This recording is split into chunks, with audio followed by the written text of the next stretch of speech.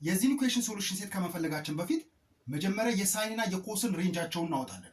ዘን የሁለቱን ሬንጃቸውን ካወጣን በኋላ ኢንተርሴክሽናቸውን እናወጣለን ማለት ነው። የሳይን ሬንጅ በኔጌቲቭ 90 ዲግሪ እና በ90 ዲግሪ መካከል ነው። የኮስ ሬንጅ ደግሞ በ0 እና በ180 ዲግሪ መካከል ነው።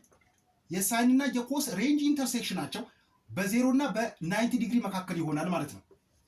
አርክ ሳይን 2x ማለት ሳይን ኢንቨርስ ኦፍ 2x ዘን ኢዝ ኢኳል ቱ አርክ ኮስ x ኮስ ኢንቨርስ ኦፍ x ዘን ኢዝ ኢኳል ቱ ቴታን በለው። ዘን ማለት ሳይን ኢንቨርስ ኦፍ 2x ኢዝ ኢኳል ቱ ቴታ ነው አይደል? ስለዚህ ሳይን ቴታ ኢዝ ኢኳል ቱ 2x ይሆናል። ኮስ ኢንቨርስ ኦፍ x ኢዝ ኢኳል ቱ ቴታ ብለናል አይደል? ዘን ኮስ ቴታ ኢዝ ኢኳል ቱ x ይሆናል ማለት ነው። ሳይን ቴታ ኢዝ ኢኳል ቱ 2 ታይምስ x ነው አይደል? ዘን 2 ታይምስ x ኢዝ ኢኳል ቱ ኮስ ቴታ ነው።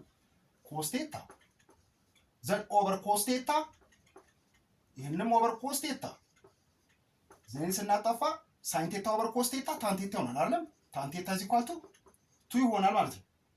ሉክ ራይት አንግል ትራያንግል እንደዚህ እንሰራና ዘን ታን ቴታ ማለት ታን ቴታ ኢዝ ኢኳል ቱ 2 ብለናል። ዘን 2 ኦቨር 1 ነው አይደል? ዘን ታን ቴታ ማለት ኦፖዚት ኦቨር አጀሰንት ነው። 2 ኦቨር 1 ነው አይደል? ዘን ኦፖዚት ኦቨር አጀሰንት ነው። ኦፖዚቱ 2 ነው፣ አጀሰንቱ 1 ነው ማለት ነው። ዘን ሃይፖቴኑስ ስንት ይሆናል? 2 ስኩዌር 4 ነው። 1 ስኩዌር 1 ነው። 1 ፕላስ 4 5 ነው። ዘን ሩት 5 ይሆናል ማለት ነው። ዘን ኤክስ ኢዝ ኢኳል ቱ ኮስ ቴታ ነው አይደል?